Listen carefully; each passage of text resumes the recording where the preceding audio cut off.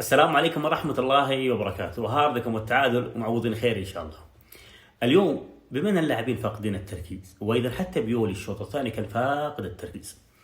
وين قوة النصر الشوط الأول؟ قوة النصر في جهة اليمين، جهة أنجيليو، سلطان وتافي. وين مشكلة النصر الشوط الأول؟ جهة اليسار، جهة عبد الرحمن غريب، ماني، أيمن يحيى. وين المشكلة الثانية؟ المشكلة الثانية أنه جاكسون المهاجم، مهاجم الخلود، كان واقف مع لابورت في جهة اليسار أنه ما يبني هجمة.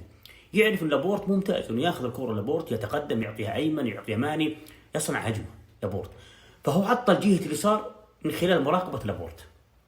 حلو. لكن اكتشفنا الشوط الثاني بيولي انه ما قرا الشوط الثاني، سحب انجيليو، سحب سلطان غنام، خلى اوتافيو جناح ايمن، عطل كل الجهه اللي كانت جهه النصر قويه الشوط الاول، اضعفها الشوط الثاني من خلال تغييراته. وبنفس الوقت انا ما كنت بحاجه عبد الله الخيبري، لانه ليش؟ محتاج اكثر لاعب مختار، لانه اصلا لابورت طلع، فمدافعينك على مستوى البناء، بناء الهجمه ليسوا مثل لابورت، فنحتاج الى مختار انه يطلع الكوره. لكن انت سويت استمريت عبد الله الخيبري كارتكاز، وابعدت اوتافيو للطرف في العمق وعندك لابروزوفيتش. فعشان كذا صناعه فرصه او وصولنا الى مرمى الخلود الشوط الثاني في صعوبه. فقراءة بيول الشوط الثاني كانت غريبه. انت يعني مثلا الانجيلو الشوط الاول من 4 فرص للنصر الشوط الاول 3 فرص كانت من انجيلو. حتى هدف النصر الثاني ايضا من انجيلو، كانت ثنائيه بين اوتافيو وانجيلو. انجيلو استلم الكوره من اوتافيو، اعطاه ماني سدد، رجعت وسدد تاليسكا وسجل. تيجي الشوط الثاني تكافئ انجيلو وتطلعه وتخلي اوتافيو في الجناح اليمين. هالتغيير انا بالنسبه لي ما فهمته. وبنفس الوقت في لاعبين بلا مسؤوليه. تصرف ايمن يحيى في الهدف الثالث، الكره معك، الكره اسف مع اللاعب، واللاعب خذ وقته، يعني دقيقه دقيقتين الكره معه. انا ما قدرت اخذه من خلال دقيقه، الدقيقه الثانيه عطل، خليه ياخذ فاول. لا، خليته بس منزل راسي، بس بتخلص من هاللاعب قدر المستطاع. هذا لاعب لا تتحمل مسؤوليه مثل التصرف، وخطا فردي فادح من ايمن يحيى، ان اللاعب يراوغك ويستمر وتخليه يكمل الهجمه، يلعب كره عرضيه ويسجل. ايضا حتى لجامي اليوم كان من اسوء اللاعبين، لجامي اليوم فاقد التركيز. وبنفس الوقت كل امانه ترى الموضوع مش سهل انك يغيب منك افضل 2 مدافعين عندك. يعني لابور طلع الشوط الثاني، الشوط الاول دقيقه 35، محمد شيما كان غير موجود، طلع سلطان غنام بدايه الشوط الثاني، سحبنا انجيلو. كل هالاشياء هذه ايضا، هالمجريات وهالاشياء السلبيه هذه اثرت على الفريق. ترى مباراه العروبه، وتكلمت انا بعد المباراه لما قلت احنا عدينا مباراه العروبه، لانه العروبه كانت مباراه سهله، لعبنا بدون جناح ايمن وخلينا اوتافيو في الجناح الايمن وخسرنا اوتافيو، لكن عدت المباراه. جينا مباراه الشباب نفس الحكايه، خلينا بوشر الجناح، خلينا اوتافيو يتحرك في جهه اليمين، خسرنا ايضا اوتافيو. جينا مباراة الخلود نبي نعيد هالتركيبة الشوط الثاني وتعثرت عاد. فما كانت صدفة، هي كنت تعمل علي من مباراة العروبة، فقناعتك لازم تتغير.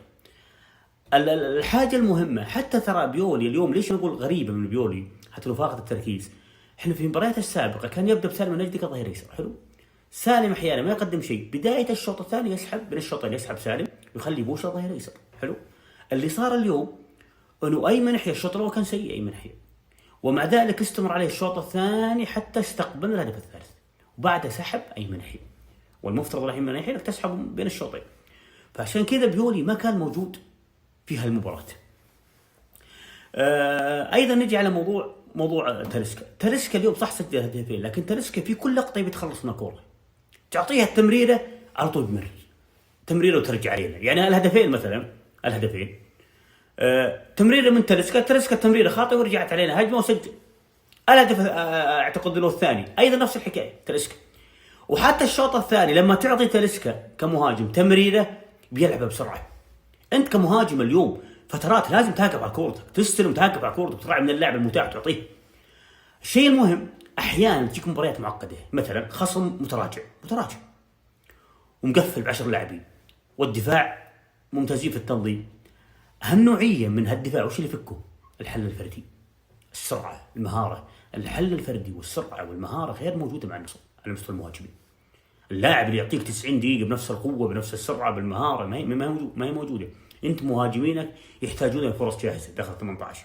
فتاليسكا اليوم الهدف البلنتي وفرصه داخل 18 استثمرها تاليسكا، لكن المهاجم اللي يراوغ تحت المدافعين ياخذ الاول ياخذ الثاني في كل مره، لا، هذه غير موجوده مع النصر. عشان كذا احيانا تجينا مباريات الفرق تقفل ما احنا قادرين نحلها الا بكره ثابته مثلا، او نخطف مثلا هجمه او نلقى مساحه او يخطئ المدافع.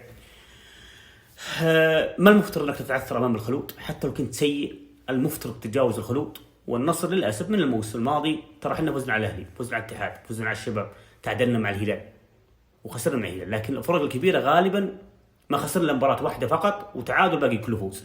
لكن اللي عطلك الحزم، عطلك الرايد، عطلك ضمك، وانت اليوم هذا تتعطل امام الخلود.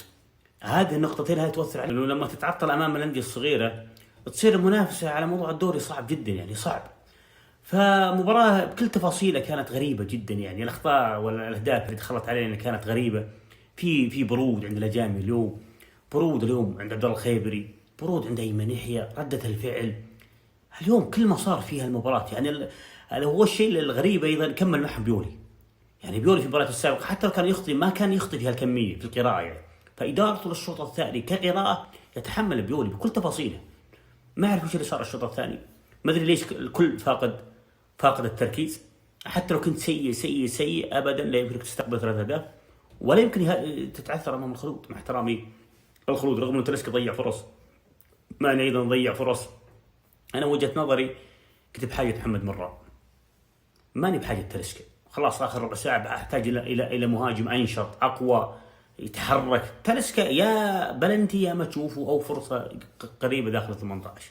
فكنت على الاقل احتاج محمد مراد، او مثلا ماني هو المهاجم وخلي وسلي على الطرف يزينها الله ان شاء الله.